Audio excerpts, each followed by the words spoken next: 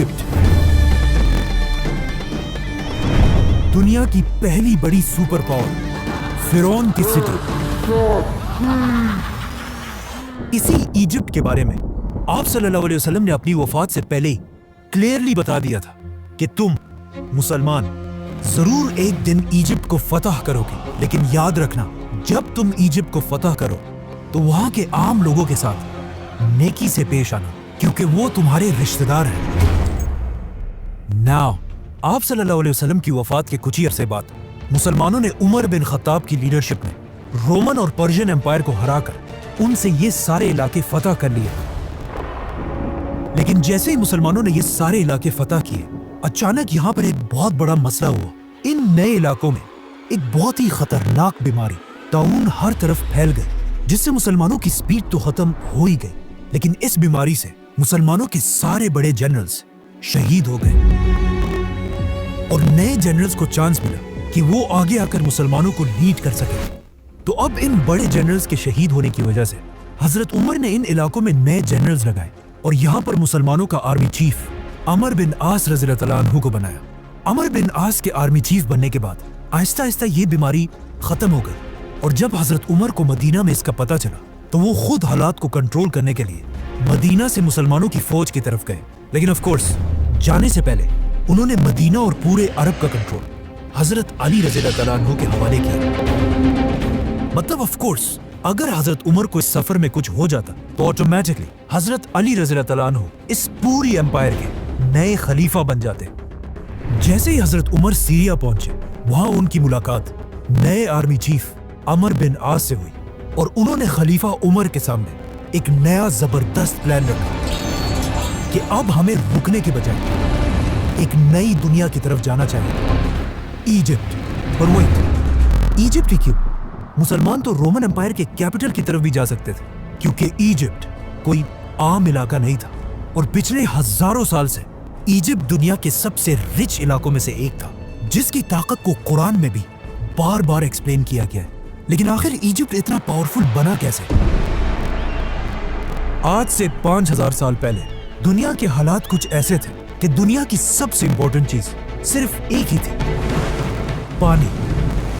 और जिसके पास दुनिया में सबसे ज्यादा पानी होता था वही पूरी दुनिया पर राज करता था। एंड ऑफ कोर्स उस जमाने से लेकर आज तक दुनिया की सबसे बड़ी रिवर इजिप्ट में ही थी, नाइल रिवर। और आहिस्ता आहिस्ता इसी दरिया के पानी की ताकत की वजह से पूरी दुनिया से लोग इजिप्ट में आकर आबाद होने लगे, जिसकी वजह से इजिप्ट दुनिया का सबसे ताकतवर इलाका बना और यहाँ के लोग दुनिया के सबसे रिच लोग बने। जिसके बाद इन्हीं लोगों में से एक आदमी खड़ा हुआ, किंग नार्मर, जिसने पूरे इजिप्ट को यूनाइट करके यहाँ पर दुनिया की सबसे पहली बादशाहत बनाई। बट वेट, ये तो 5000 साल पुरानी कहानियां है, तो आज हमें इस सब का कैसे पता है? इन दो टैबलेट्स को गौर से देखें।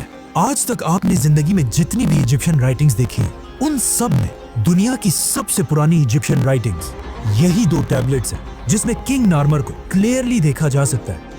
आहिस्ता आहिस्ता यही इजिप्शियन एम्पायर ताकतवर होती गई और अगले 1000 साल तक इजिप्ट ही पूरी दुनिया पर राज करता रहा। 1000 साल तक दुनिया की सुपर पावर रहने के बाद अब इजिप्शियन फिरौनों को यह बात कंफर्म हो चुकी थी कि उनसे बड़ा इस पूरे यूनिवर्स में कोई भी नहीं है। जिसके बाद पहली बार उन्होंने एक ऐसा दावा किया जो उनसे पहले किसी ने नहीं किया था। इजिप्ट के फिरौन ने अपने आप को बादशाह नहीं बल्कि खुदा कहा और इन फिरौनों ने इजिप्ट में एक ऐसा रिलीजन बनाया कि फिरौन तो दुनिया में एक खुदा है, लेकिन तुम अवाम सिर्फ और सिर्फ तभी जन्नत जा सकते हो जब तक तुम अपने खुदा फिरौन के गुलाम रहो, ताकि कभी भी इजिप्ट के लोग फिरौन के खिलाफ बगावत ना कर सके। तो अब पूरा इजिप्ट फिरौनों की इबादत करने लगा। लेकिन आहिस्ता आहिस्ता इन फिरौनों के रिलीजन में भी कुछ चेंजेस आने लगी और आखिर यहाँ पर एक बहुत ही अजीब कॉन्सेप्ट आया कि हर फिरौन खुदा नहीं है, बल्कि सिर्फ वही फिरौन खुदा रहेगा जिसका जिस्म उसके मरने के बाद भी हमेशा के लिए till the end of time बिल्कुल ठीक ठाक रहे। तो अब इन फिरौनों की आपस में एक रेस स्टार्ट हुई कि कौन अपने जिस्म को हमेशा के लिए सेफ रख सकता है। तो अब फिरौन अपने जिस्मों के साथ एक्सपेरिमेंट्स करने लगे, जिससे दुनिया में पहली बार ममीज का कॉन्सेप्ट आया। तो अब जैसे ही कोई फिरौन मरता था तो उस जमाने के सर्जन्स सबसे पहले उस फिरौन के जिस्म से सारा खून निकाल लेते थे और उसके बाद उस उस फिरौन की नाक में एक कुंडा, एक हुक डालकर उसके दिमाग को उसके नाक से ही बाहर खींच लेते थे, जिसके बाद उसके जिस्म से सारे ऑर्गन्स, लंग्स, जिगर, गुर्दे सब निकाल लिए जाते थे, लेकिन सिर्फ दिल को बिल्कुल सेफ एक जार में रख दिया जाता था। जिसके बाद इस फिरौन के खाली जिस्म को बहुत ही केयरफुली अगले 40 दिन के लिए पानी में रख दिया जाता था, और इस पानी में एक स्पेशल नमक मिक्स किया जाता था। 40 दिन के बाद फिरौन को निकालकर उसके खाली जिस्म को रेत से भर दिया जाता था, ताकि वो हमेशा के लिए अपने सही शेप में रहे। और फिर फाइनली फिरौन के जिस्म पर तेल और हनी लगाकर उसके जिस्म पर हमेशा के लिए व्हाइट पट्टियां बांध दी जाती थी, और फिर उसे एक बहुत ही महंगे ताबूत में बंद कर दिया जाता था। इस ताबूत में फिरौन के जिस्म के साथ साथ खाने पीने की चीजें, बहुत सारा सोना, और मोस्ट इम्पोर्टेंटली उसका दिल उसके साथ दफना दिया जाता था। आहिस्ता आहिस्ता मरने के बाद हर फिरौन अपनी मम्मी बनाने लगा, और ये बिल्कुल एक आम सी बात बन गई। तो अब मरने के बाद खुदा बनने की ये रेस मम्मी से भी आगे निकल गई, और आने वाले नए फिरौन सिर्फ मम्मीज ही नहीं, बल्कि अपने मम्मीज के ऊपर बड़ी बड़ी बिल्डिंग्स बनाने लगे, जो पहले तो सिर्फ नॉर्मल बिल्डिंग्स और टेम्पल्स थे, लेकिन आहिस्ता आहिस्ता ये बिल्डिंग्स बड़ी होती गई, और इस तरह दुनिया में पहली बार पिरामिड्स का कॉन्सेप्ट आया। तो अब जो भी फिरौन मरता था वो अपनी मम्मीज पर एक से बढ़कर एक बड़े बड़े पिरामिड्स बनाने लगे, और हर फिरौन ये चाहता था कि उसका पिरामिड पिछले फिरौन से भी बड़ा पिरामिड हो। और आहिस्ता आहिस्ता ये पिरामिड्स इतने बड़े हो गए कि आखिर एक फिरौन खुफू ने आज से 4,500 साल पहले दुनिया का सबसे बड़ा पिरामिड बनाया, the great pyramid of Giza. जब ये पिरामिड बनाया गया, ये उस जमाने में दुनिया की सबसे बड़ी बिल्डिंग थी, और अगले 3,500 साल तक दुनिया की सबसे बड़ी बिल्डिंग का टाइटल इसी पिरामिड के पास था। लेकिन 3,500 साल बाद आखिर इस पिरामिड का रिकॉर्ड लंदन के इस चर्च ने तोड़ दिया।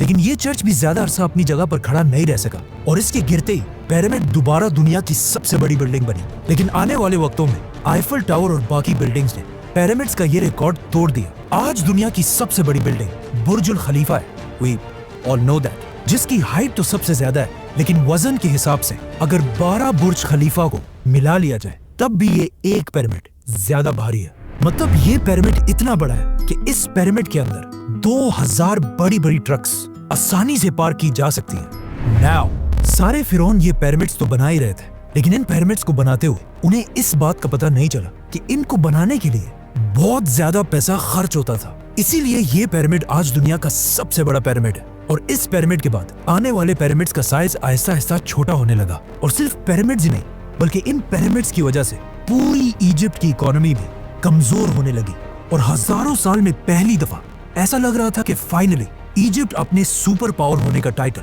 खो देगा। जैसे इजिप्ट की इकोनॉमी बहुत ही कमजोर हुई, ये एग्जैक्टली वही टाइम था जब मिस्र के बाजार में एक छोटा सा बच्चा गुलाम बनाकर बेचा जा रहा था। लेकिन ये बच्चा बाकी सारे बच्चों से बिल्कुल डिफरेंट था, मतलब उस जैसा खूबसूरत वहाँ कोई भी नहीं था, जिसकी वजह से इस बच्चे को मिस्र के एक बहुत ही पावरफुल मिनिस्टर ने अडॉप्ट कर लिया, और फिर आगे जाकर यही गुलाम बच्चा यूसुफ अलैहिस्सलाम पूरे इजिप्ट का प्राइम मिनिस्टर बना।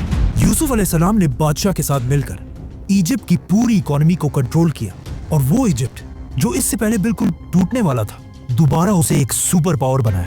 लेकिन उनकी वफात के बाद यूसुफ अलैहिस्सलाम और उनके भाइयों की औलाद बनी इसराइल यही इजिप्ट में रहने लगे, और कुछ ही अरसे में इजिप्ट के सबसे पावरफुल लोग बन गए। लेकिन जैसे ही बनी इसराइल अपनी ताकत की पीक तक पहुंचे, अचानक इजिप्ट में दो बड़ी ताकतों के दरमियान एक बहुत बड़ी जंग शुरू हुई, जिसमें एक नए फिरौन ने आकर पुराने खानदान को खत्म कर दिया और इजिप्ट में एक नई बादशाहत बनाई। इस नए फिरौन ने इजिप्ट के पुराने सारे रूल्स को तोड़कर एक नया निजाम बनाया, जिसमें सबसे इम्पोर्टेंट रूल ये था कि आज के बाद बाहर से आए हुए लोगों को इजिप्ट में बिल्कुल भी बर्दाश्त नहीं किया जाएगा। जिसके बाद ऑफ कोर्स बनी इसराइल पर इजिप्ट में बहुत सख्त जुल्म किया जाने लगा, जिस तरह आज भी अमेरिका के नए सदर डोनाल्ड ट्रंप ने आते ही I will declare a national emergency at our southern border. बिल्कुल उसी तरह अमेरिका से इमिग्रेंट्स को निकालने का प्लान बनाया है। अब इजिप्ट के सारे बनी इसराइल को नए फिरौन ने आते ही बनी इसराइल के सारे कारोबार बंद कर दिए और उन्हें अपना गुलाम बना दिया, और इसी तरह अगले 400 साल तक बनी इसराइल इजिप्ट के लोगों के गुलाम रहे।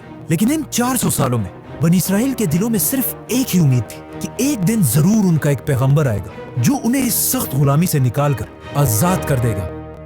और एग्जैक्टली ऐसा ही हुआ। 400 साल बाद अचानक एक दिन फिरौन के पास एक नजूमी आया और उसने आकर फिरौन को बताया कि बहुत जल्द इजिप्ट की जमीन पर एक बच्चा पैदा होगा जिसका ताल्लुक बनी इसराइल के खानदान से होगा, जो तुम फिरौनों की इस 3000 साल की एम्पायर को खत्म कर देगा। यह सुनकर फिरौन बिल्कुल हैरान रह गया और उसने फौरन हुक्म दिया कि बनी इसराइल में आज के बाद जो भी लड़का पैदा होगा उसको पैदा होते ही मार दिया जाए। जिसके बाद उसके सोल्जर्स हर घर में जाकर माओं से बच्चे छीन कर उनको मारने लगे। लेकिन जिस बच्चे को वो असल में ढूंढ रहे थे, मूसा अलैहिस्सलाम, वो उनके हाथ ना आ सका, उसे वो मार नहीं सके, बल्कि इस बच्चे को फिरौन अपने ही घर में पालने लगा। यहाँ से आगे जो हुआ वो हम सबको बताए। मतलब मूसा अलैहिस्सलाम ने पैगंबर बनने के बाद फिरौन के सामने आकर एक ही डिमांड रखी कि मेरे खानदान बनी इसराइल को गुलामी से आजाद कर दिया जाए। और बहुत सारे मिरेकल्स के बाद आखिर फिरौन ने उनकी बात मान ली और बनी इसराइल को आजाद करके इजिप्ट से निकलने की इजाजत दे दी। जिसके बाद बनी इसराइल के 6 लाख लोग एक ही रात में 400 साल के बाद इजिप्ट को छोड़कर फलस्तीन की तरफ रवाना हुए। लेकिन अचानक पता नहीं ऐसा क्या हुआ कि उस वक्त के फिरौन रैमसेस ने बनी इसराइल को इजाजत देने के बाद भी अपना किया हुआ वादा तोड़ दिया और अपनी पूरी फौज को जंग के लिए तैयार होने का हुक्म दिया। जिसके बाद रैमसेस अपनी फुल ताकत के साथ मूसा अलैहिस्सलाम का पीछा करने लगा। लेकिन जैसे ही वो बनी इसराइल को खत्म करने के लिए उनके बिल्कुल करीब पहुंचा, एग्जैक्ट उसी वक्त अल्लाह ने मूसा अलैहिस्सलाम और बनी इसराइल को बचा लिया और रैमसेस, फिरौन और उसकी पूरी फौज को इस पानी में गर्क कर दिया। अब यहाँ पर एक बहुत बड़ा मसला है कि मूसा अलैहिस्सलाम का जिक्र इजिप्ट की पूरी हिस्ट्री, टैबलेट्स, राइटिंग्स में कहीं भी नहीं है। मूसा अलैहिस्सलाम की स्टोरी हमें सिर्फ बाइबल और कुरान में मिलती है। लेकिन एक चीज हिस्ट्री और इन आसमानी किताबों में कॉमन है। मतलब आज दुनिया का हर हिस्टोरियन इस बात को मानता है कि मूसा अलैहिस्सलाम के दौर के फिरौन रैमसेस के मरने के बाद इजिप्ट कभी भी दोबारा अपने पैरों पर खड़ा नहीं हो सका। मतलब मूसा अलैहिस्सलाम ने सिर्फ एक फिरौन को नहीं बल्कि इजिप्ट के पिछले 3000 साल की हुकूमत को हमेशा के लिए खत्म करने की शुरुआत की थी।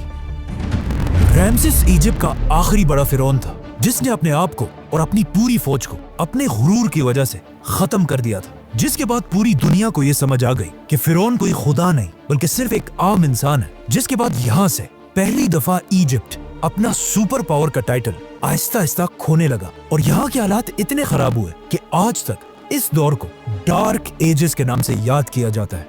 जिसके कुछ ही अरसे बाद इजिप्ट के पास फलस्तीन में दुनिया की एक नई सुपर पावर सामने आई जिसके बादशाह का नाम था सुलेमान अलैहिस्सलाम।